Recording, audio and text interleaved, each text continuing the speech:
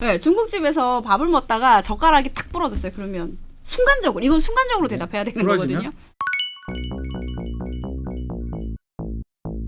네, 일단 강의 잘 들었습니다. 아, 네, 감사합니다. 강의를 통해서 일단 부모자, 그리고 어른자, 아이자, 이게 뭔지는 일단 이해된 것 같아요. 저희가 이제 뭐 책도 프로이트는 알아도 에릭 번이 누군지도 몰랐는데 교류 분석도 단어도 너무 어려워서 처음에 먼저 몰랐는데 책을 읽으면서도 이해됐고 앞에 강의를 들으면서 좀 더 구체적으로 이해가 된 것 같아요. 그래서 이제 저는 책을 사람들한테 이제 소개해 줄 때 다양한 사례들이 많이 나오니까 이 사례들을 먼저 사람들한테 좀 이런 사람 저런 사람들이 어디에 해당하는지 이걸 먼저 얘기해 주면 좋을 것 같고요.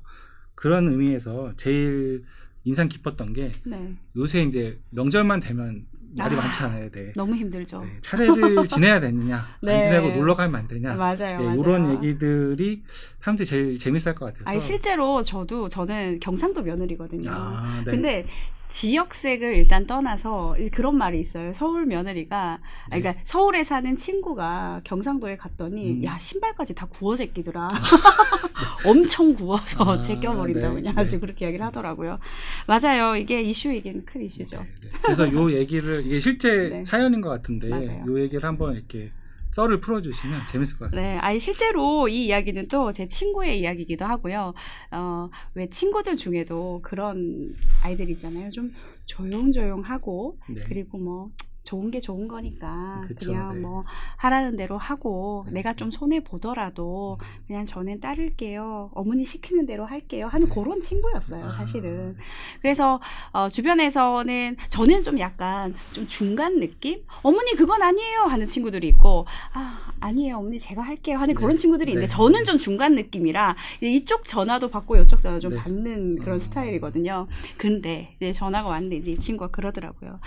자기가 너무 속이 상해서 한 3일 정도를 좀 알았다. 그래서 왜 그러냐라고 했더니 이제 지 친구가 되게 친한 친구가 있는데 이 친구는 사실은 우리 앞서서 강의를 나눴잖아요. 자유로운 아이자가 좀 높아서 네, 네. 이제 지 할 말은 그냥 다 하고 네. 이제 하는 거예요. 근데 또 그렇게 밉지 않게. 근데 이제 차례가 있는데 어머니 저희 이거 차례 다른 사람들은 다 놀러 가고 한다는데 저희도 이번에는 그냥 놀러 가면 안 돼요. 2박 3일 동안 어디 뭐 제주도라도 아니면 어디라도 가면 안 돼요. 라고 했다는 거예요. 근데 이 친구는 저한테 전화 온 친구는 이게 너무 충격. 어떻게 그치. 이 말을 할 수가 있냐. 어머니한테. 그래서 이제 근데 지는 이제 어떻게 그럴 수 있어 이렇게 하지 않고 다 들었대 이야기를. 그래 그랬구나 그래서 이번 추석에는 우리 차례 안 지내고 놀러 가 그랬어. 근데 어머니가 당장에 또 다 이제 추석도 없애고 설도 없애고 다 없애기는 좀 그러니까 그냥 일단은 하나만 없애고 하나는 일단 하자라고 했는데 내가 한 2년 3년 정도 있다가 어머니 그것도 없애요라고 할 거야라고 하는데 거기서 또 충격을 받는 거예요. 얘가. 그쵸. 네. 어떻게 그런 이야기를 할 수 있지? 근데 그게 더 이 사람에게 충격이었던 건 아마 그거였을 것 같아요. 내가 사는 세상에서는, 나의 세계에서는 이거는 아니에요, 저건 싫어요 라고 한 적이 없는데 어찌 보면 지가 만약에 그 상황이었으면 아니에요 예를 들어 어머니가 우리 이번에 설명절을 추석 명절을 좀 이렇게 바꿔볼까 라고 한다면 아마도 얘는 아니에요 어머니 그냥 제가 할게요. 제가 신우밥 다 차리고 올케밥 다 차릴게요 라고 그렇게 이야기를 할 나이라는 거죠. 지도 않은 거예요. 근데 이제 그렇다 보니까 너무 속상하고 왜 나는 나의 세계에서는 이게 통하지 않았을까? 내가 한 번도 그렇게 이야기를 해보지 않았을까 하는 그런 근데 그렇게 했을 때 그 했더라고요. 시어머니는 어떻게 해주는 거예요? 들어주신 거죠? 그렇죠. 그 집은 들어줬다는 거지. 아. 근데 나는 이야기를 못하는 거지. 근데 많은 그런, 사람들이 그럴 것 같긴 해요. 맞아요. 네. 네. 그러니까 일단 거절을 할 거라고 당연히 생각하고. 옵션에다 넣어놓고 맞아요. 그러니까 말을 못 꺼내고 네. 그런 게 있었던 것 같습니다. 네, 맞습니다. 그 다음엔 또 이제 이거는 수능하는 아이자에 해당하는 맞아요. 유형이었고 네네. 그 다음에 이제 또 관심이 갔던 게 자유로운 아이자에 대한 게 이제 또 사례가 되게 재밌게 와닿았거든요. 그게 네네네. 그쵸. 네, 회사에서 출근해서 음. 책을 보자는 선배. 네. 어떡하나. 네, 막막하죠 이거. 이거 너무 막막하죠. 네. 근데 요 케이스는요, 또 어떤 케이스냐면, 이제 이 선배는 늘 일찍 와서 뭔가를 좀 보여주길 바라는 거예요. 이게 약간 그렇게 쇼맨십이 있었나? 뭐 그것까지는 뭐 모르겠지만, 네. 약간 좀 우리 팀원들은 와서 이제 아침에 좀 일찍 와서 책도 좀 읽습니다. 그리고 또 우리는 좀 이렇게 좀 단합이 잘 되고 촥 이제 좀 정렬된 모습을 보입니다라는 그런 다른 것들을 팀에 보여주고 싶고, 조금 보여주고 싶고. 어디에나 회사에 높은 분들이 그런 분들이 계시잖아요. 그렇죠. 그런 분들 약간 엄격한 부모자에 해당되는 건가요? 맞습니다. 네. 예, 통제적 부모자가 좀 높으신 분들은 보여주자. 그래도 우리 팀이 이렇게 잘하는 모습들을 가자. 뭐 이제 이런 약간 해야 돼 하지 말아야 되지 이런 게 또 명확하게 서 있으니까 이제 그런데 생각해 보세요. 약간 잔소리를 하고 좀 엄격한 아빠 아니면 또는 엄마의 자식들은 되게 자유분방해요. 그러면 늘 정 맞고 뭐 맞고 막 그렇잖아요. 그죠? 그럼 이 자유로운 아이는 어떻겠어요? 되게 마음이 답답하겠죠. 답답하죠. 엄청 답답하고 좀 눌린 느낌이고. 그래서 사실은 이 스토리의 이슈는 원래부터 좀 답답했는데 근데 아니나 다를까 좀 책을 좀 읽어줬으면 좋겠다. 아니면 야, 네 자리가 지금 뭐 무슨 회계팀 자리인지 무슨 어디 무슨 영업팀 사람 자리인지 그것도 모르겠다. 야, 이제 이런 식으로 하니까 그러니까 이제 좀 답답했다라고 하는 거죠. 그래서 아마도 여기에서 그럼 어떻게 하면 됩니까? 여기서 어떻게 그러면은 내가 자유로운 아이가 뭐 높다고 해서 그러면 아니요 선배님 저는 못하겠어요 하는 게 그게 정답인가 아닌가 어떻게 하시겠어요 우리 대표님은? 정말 어려운 문제인데 받아준다면 상대가 받아줄 수 있다. 그러면 이제 못하겠어요라고 솔직히 말하는 게 좋을 것 같고 안 받아준다면 이제 깜깜해지는 것 같습니다. 깜깜해지죠. 맞아. 그래서 우리가 직장에서 이제 약간 생기죠. 이 불통이라는 게 그래서 생기는 것 같아요. 아마도 이제 이건 저의 경우에는 내가 자유로운 아이가 높다고 해서 선배님도 그건 아닌 것 같은데요? 라고 하는 것도 물론 표현하는 방법에 있어서는 좋지만 우리가 얼마든지 좋게 잘 이야기는 할 수 있잖아요. 그렇죠. 네, 맞아요. 그래서 아마도 요런 케이스에서는 일단은 첫 번째 수능하는 아이자로 받는다. 받을 때는. 선배님 그쵸, 그러셨군요. 자유로운 아이자로 받으면 부딪힐 테니까. 맞아요. 네, 그래서 수능하는 아이자를 일단 받는 거예요. 그러셨군요. 그리고 또 양육적인 아이자도 또 나와야죠. 선배님이 저 걱정해 주신다고. 그러셨구나. 라고 하면서. 근데 어떻게? 나는 7시까지 못 와. 그럼 아니요 할 수 없잖아요. 그럼 어떻게 해요? 어른자가 나와야죠. 이때. 그래서 선배님 사실은 선배님이 저 생각해 주시고 하신다고 또 이렇게 말씀해 주시는 건 너무 잘 알겠습니다. 일단 제가 거리가 있고 그리고 지하철로 이렇게 해서 뭐 공동에서 뭐 이렇게 갈았다 이런 게 있으니까 일단은 제가 7시는 조금 힘들 것 같습니다. 8시까지 또는 8시 반까지는 일단 한번 와보고요. 그리고 제가 차츰 당겨보는 건 어떨까요? 하면 어떻겠어요 대표님? 그걸 뭐라고 못하죠. 그거를 사실은 맞아요. 뭐라고 못하잖아요. 이제 그런 방법을 쓰면 어떨까? 근데 이론적으로는 너무 좋은데 현실에서는 이게 적용하기가 보살이 되어야 될 것 같은. 그렇죠. 지금 이렇게 우리 대표님 말씀하셨잖아요. 이거는 딱 나와요. 통제적 부모자가 조금 높으신 분들이 내 성격을 죽이고 말이야 막 이렇게 할 수 있거든요. 혹시 제가 여쭤볼까요? 우리 대표님은 이 책을 읽으시고 5가지 부모자의 강의를 들으시면서 본인은 어떤 유형인 것 같으세요? 저 자유로운 아이자. 자유로운 아이자. 아까 잠깐 말씀드렸지만 꽂히면 해야 돼서. 꽂히면 해야 되고 본능적으로 팍팍 해야 돼서 그래서 통제적 부모자도 부모자지만 자유로운 아이자가 또 높은 사람들은 자기 또 본능대로 해야 되는 게 있기 때문에 또 표현을 하고 이런 것도 있을 수 있을 것 같아요. 좋습니다. 그리고 이제 많은 사람들이 고민이 되게 많이 할 것 같은 거 혹은 잘해주고도 욕먹는 유형이 이 양육적 부모자인 것 같아요. 되게 노력하는 거 대비 괜히 손해보는 것 같고 이런 분들이 정말 고민이 많은 것 같은데 이 사연도 하나 있잖아요. 이것도 잠깐 소개해 주시면 좋을 것 같습니다. 네, 맞습니다. 일단은 제가 굉장히 많이 만나는 리더분들의 성향 중에 하나가 바로 이 성향이에요. 그래요? 네, 실은. 그리고 물론 여러 유형들을 만나지만 특히나 제가 기억에 남았다는 건 많이 좀 힘들어하는 유형일 수도. 왜냐면 사실 타인을 챙기고 타인을 끌어안고 가고 그리고 에이, 내가 조금 그렇더라도 그래도 내가 해줄게 하고 챙기고 하는 부분에 있어서는 만약에 내 상사가 그렇다면 저는 되게 좋을 것 같아요. 근데 이 사람들이, 이 유형의 사람들이 직급이 올라가면 올라갈수록 역할을 부여해야 되는 그런 그렇죠. 일을 한단 말입니다.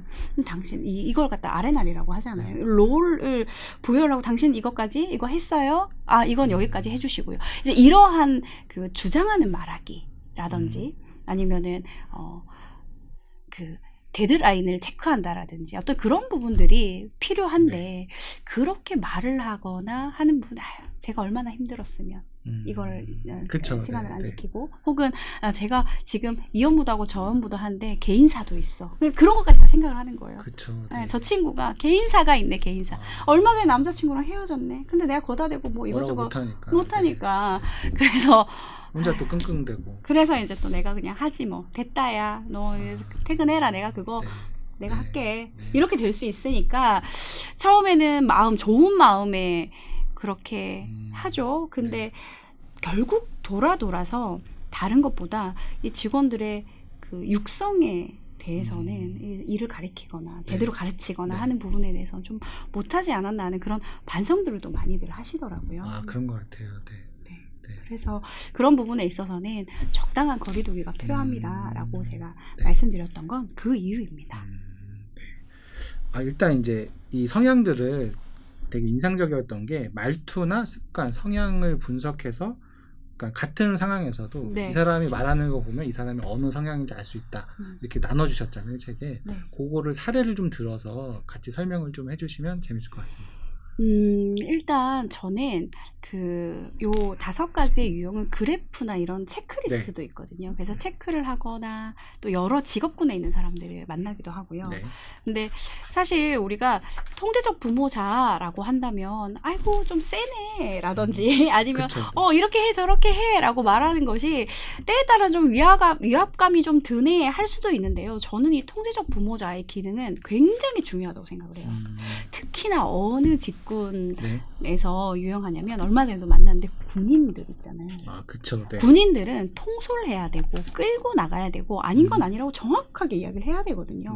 근데 나는 MP 그 양육적 부모자가 높은데 혹은 나는 따르는 순응하는 어린이자가 높은데요 하면 이것은 그 조직에서 다른 어떤 유형들을 아무리 좋게 쓴다 하더라도 요구하는 그런 그 자아상태의 에너지가 없다면 그것은 내가 낮은 부분을 활성화해서라도 그러니까 끌어올려서라도 그것을 학습을 하고 발휘를 해야 된다. 이제 그런 이야기들을 합니다.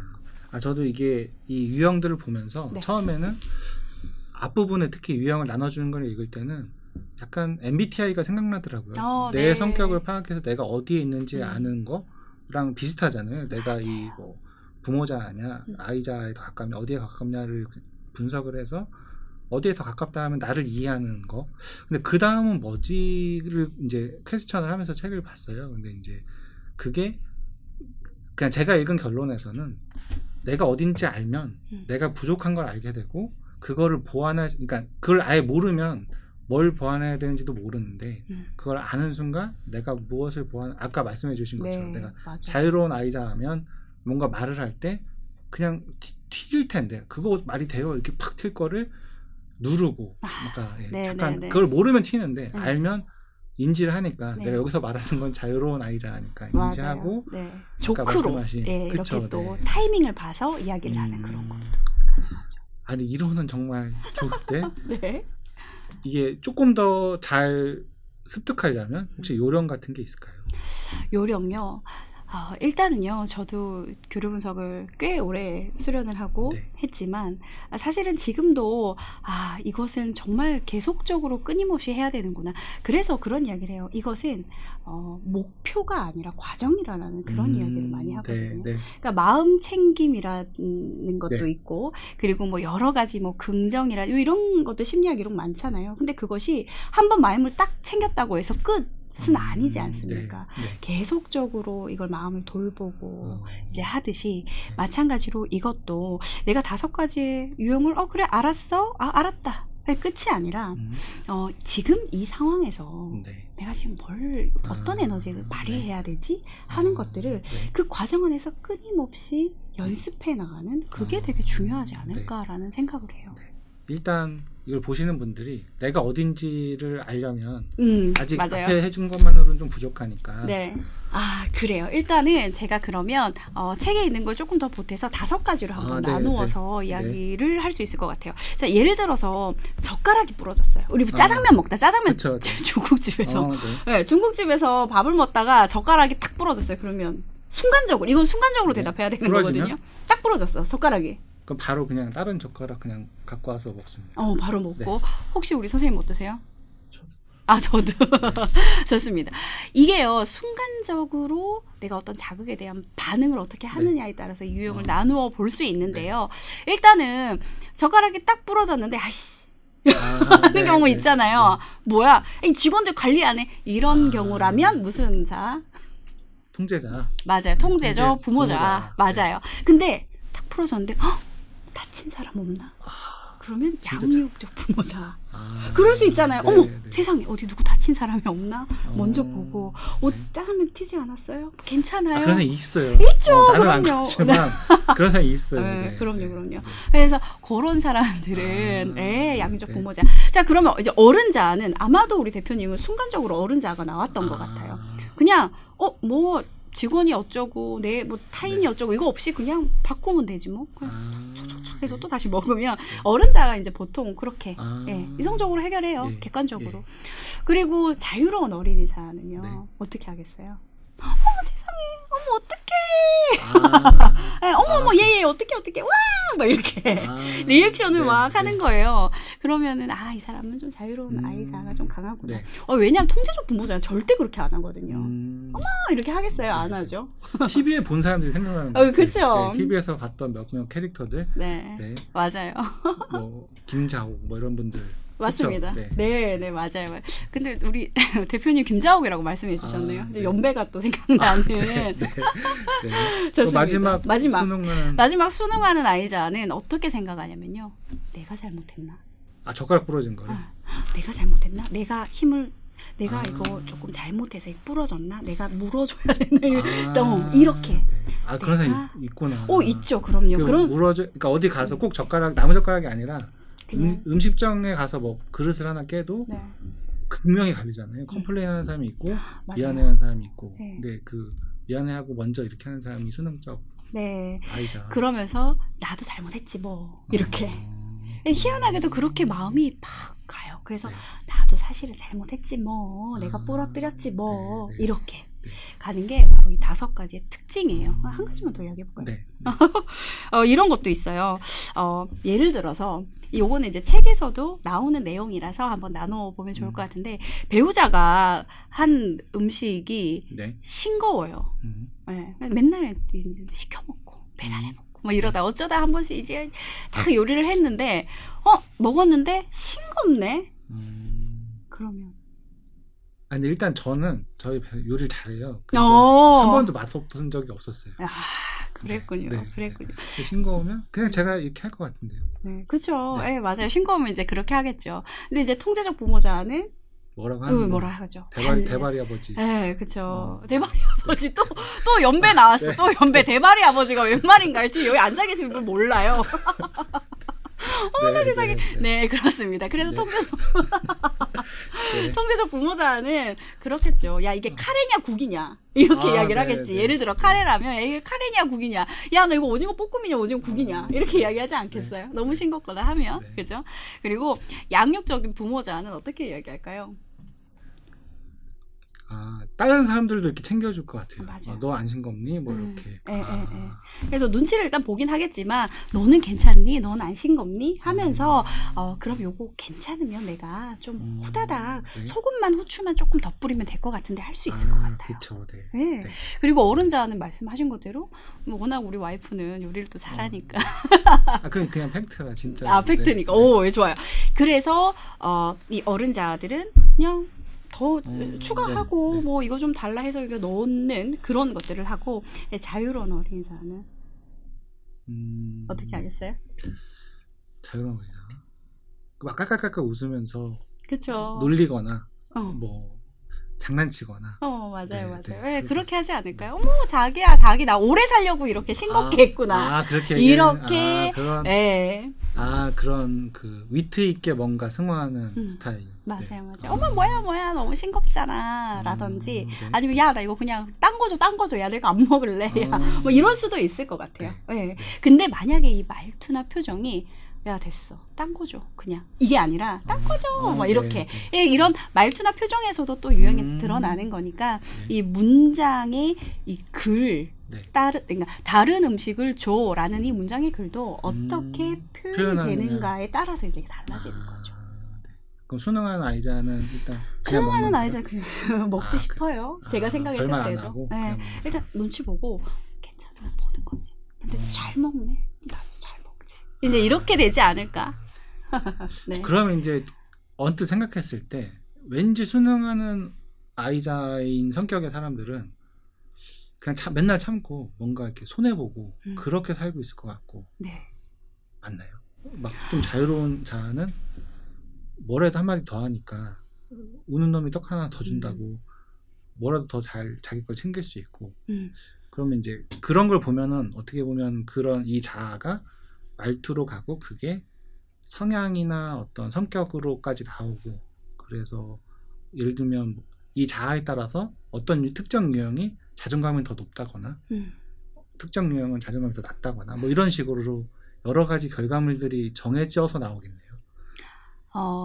꼭 그렇진 않나요? 꼭 그렇지는 않겠지만 그렇지만 아까 우리 말씀하셨던 것대로 수능하는 아이자는 그래도 조금은 내가 좀 잘못한 건가? 혹은 내가 좀 이렇게 했어야 되는 건가? 하는 그런 식으로 이 프레임이 싹 가게 돼요. 네, 가기도 해요. 네.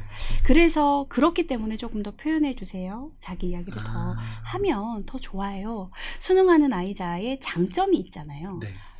팔로의 어떤 네, 그런 것도 네. 되게 잘하거든요. 네. 그래서 저는 조직에서 반드시 있어야 돼. 사람들. 그쵸. 네. 네. 그럼에도 불구하고 본인이 힘든 부분이 있고 그리고 그런 것으로 인해서 어떤 내 부정적인 감정이나 네. 마음이 생긴다면 그렇다면 그것은 바꾸는 것도 본인의 선택이죠. 그러네요. 네. 그리고 그것은 자유로운 아이자라도 똑같을 것 같아요. 왜 자유로운 아이자 있는 사람들을 만나보잖아요. 그러면 사실 되게 재미있거든요. 쿵짝, 쿵짝 뭐 네, 이렇게 네, 돼요. 그런데 이분들의 고민은 내가 뭔가 좀 끝까지 임무를 완수하거나 아니면 조금 더 진지하게 무언가를 하고 싶은데 사실 그것이 좀 끝이 미흡하거나 아니면 왜 그 일을 철두철미하게 잘 하는 사람이 있고 또 그렇지 않고 그냥 덜렁덜렁 하는 사람들이 있잖아요. 그래서 다른 자아 상태가 어떻게 쓰이는지도 봐야 되겠지만 일단은 자유로운 아이자만 삐쭉 나왔다. 근데 긍정적으로 쓴다면 재밌는 사람이지만 이것을 부정적으로 쓴다면 조금 덜렁덜렁 하는 사람 이제 이렇게도 이야기를 할 수 있으니 그것을 본인이 그렇다면 선택하는 것도 본인의 선택인 거니까 그래서 이것을 보고 좀 스스로 인식하고 자각하는 그러한 내용을 담은 게 바로 1장의 내용이죠. 네. 그건 또 다른 자아 상태도 마찬가지고. 어떻게 보면 자신의 나중에 진로, 직업을 선택하는 데까지도 연결을 할 수 있을 것 같거든요. 그러니까 내가 어떤 자아를 갖고 있는지 알면 뭐 조금 더 그러니까 엄격화된 조직에 어울리는 수능적 자아는 조금 더 뭐 조직에 어울리는 사람이라면 자유로운 아이자는 좀 뭐 연예인이라든가 뭐 이렇게 좀 그쪽에 어울리는 성격에 맞는 직업을 가질 수 이렇게 나갈 수도 있겠네요. 네, 맞아요. 그거를 유형별로 어느 직업과 어울리는지 이런 것도 좀 구분해 볼 수 있을까요? 충분히 해볼 수 있을 것 같고요. 일단 통제적 부모 자아의 경우에는 이것이 이 자아 상태가 높으면 일단 군인 직업들 그러네요. 그리고 간호사 직업들 이 이 간호사의 직업군에 있는 분들은 뭐 재단을 할 수는 없지만 아마도 피자아 상태 그러니까 이 통제적 부모자와 양육적 부모자가 같이 높으면 좋을 것 같아요. 왜 그럴까요? 양육적 보호자는 당연히 간호사한테 필요할 것 같고 잘 케어해 주니까 제가 병원 조직을 잘 몰라서 근데 거기도 되게 중요한 의사결정들을 잘 따라야 되니 통제적 자아가 필요하지 않을까? 맞아요. 맞을까요? 저도 그렇게 생각을 해요. 네. 그 간호사나 어떤 병원에도 마찬가지로 위계질서나 이런 것들 되게 세다고 세다 하잖아요. 그래서 환자를 돌볼 때는 양육적 부모자가 나와야겠지만 또 그것이 간호사 간의 어떤 그 교대 업무를 위임하고 받고 하는 상황에서 이것이 약간의 통제적 부모자가 나와서 좀 구조화된 그런 커뮤니케이션을 해줘야 하는데 그렇지 않으면 그것도 또한 문제가 될 수 있으니 아마도 아마도 통제적 부모자와 좀 그 적합한 그런 직업군을 가진 곳이 어디입니까? 라고 한다면 대표적으로 그렇게 좀 말씀을 드리고 또 특히나 좀 임원분들은 또 피자가 또 높더라고요. 부모자가 좀 높기도 하고요. 제 경험상. 그리고 A자가 높다. 그 MP 양육적 부모자가 높다라고 한다면 이제 유치원 선생님이나 어린이 선생님. 아기들을 상대할 때 부드럽게 잘 케어해줘야 되니까. 그렇지 않을까요? 어른자는 있죠. 어른자. 일단 어른자는요. 어딜까요? 어떤 직군에 아니면 혹은 직군이라고 하기보다 어떤 그 팀에 맞을까요? 좀 조직화를 CEO? 합리적인 의사결정을 해야 되는 감정에 휘둘리지 않고 맞아요. 그것도 맞고 그리고 플러스 그 회계 회계 정확히 해야 돼요. 네, 정확하게 숫자를 보고 왜냐면 그분들은요 이 엑셀 시트에 숫자 하나만 딱 틀려도 이게 막 완전 다 꼬이고 이게 막 1000단위가 억 단위가 되고 막 세금을 막 주고받고 물어야 되고 이런 경우가 있대요. 그래서 정확하게 좀 그 숫자를 다루는 회계, 세무 뭐 이런 쪽 그렇다면 아마 A자가 높은 것이 굉장히 큰 메리트가 아닐까. 또는 연구직 정도 그럴 것 같아요. 정확하게 어떤 계량을 해야 되거나 계측을 해야 되는 그런 어른자가 높아야 될 것이고 말씀하신 것처럼 연예인이나 이런 쪽으로 가면 이제 자유로운 아이자가 좀 높으면 아마도 좀 쇼맨십도 있고 그리고 또 잘 웃기도 하고 예술가들 뭐 미술이든 음악이든 이런 그쪽들이 크리에이티브를 요하는 직업들이 좀 해당될 것 같네요. 맞습니다. 왜냐하면 우리 대표님께서 되게 잘 봐주신 게 자유로운 아이는 특히나 굉장히 창의적이거든요. 그래서 이 자유로운 아이자가 높은 사람은 당신은 창의적이네요 라고도 한단 말입니다. 근데 반대로 이게 낮아요. 그러면 조금 폐쇄적이네요. 그리고 혼자서 무언가를 하는 걸 더 좋아하시네요 라고가 되겠죠. 그렇기 때문에 예술 직종 그리고 미술 뭐 이런 음악 이쪽에 있는 분들이 이 자유로운 아이자가 높으면 훨씬 더 유리하지 않을까라는 생각도 하고요. 그리고 끝으로 수능하는 아이자. 수능하는 아이자는 저는 어떤 직종이든 다 잘 어울린다고 생각을 합니다. 다만 이분들은 참모의 역할로 좀 가면 좋을 것 같아요. 이 참모의 역할이나 아니면은 연구 직종들 있잖아요. 계속적으로 루틴하는 걸 실험해야 하고 그리고 이제 똑같은 루틴하는 일들을 반복해야 되는 그러한 업종에서는 충분히 수능하는 아이자가 굉장히 큰 영향을 발휘하지 않을까. 만약에 루틴하는 일을 계속적으로 해야 되는데 자유로운 아이자다. 그럼 조금 뭔가 조금 안 어울릴 것 같기도 하고, 그죠? 사표 쓰고 나갈 것 같아요. 답답해 막 이렇게. 네, 그래서 이제 그렇게도 매칭을 해볼 수 있습니다. 말씀을 듣다 보니까 이제 저희 아기가 이제 초등학교 이제 1학년인데 부모 입장에서도 아이들의 앞으로 진로를 이렇게 물론 아이가 원하는 걸 시키겠지만 좀 가이드를 해줄 때 참고가 되겠네요. 우리 아이의 성향이 어느 쪽에 맞는지를. 알잖아요. 아까 젓가락 부러졌을 때 반응 딱 보면 아듯이 이미 5개의 유형을 다 설명해 드렸으니까 우리 애기가 어디에 해당되는구나를 얼추 아실 것 같거든요. 부모님들은 거기에 맞춰서 좀 이렇게 해줄 수 있고 그럴 수 있을 것 같네요. 네, 맞습니다.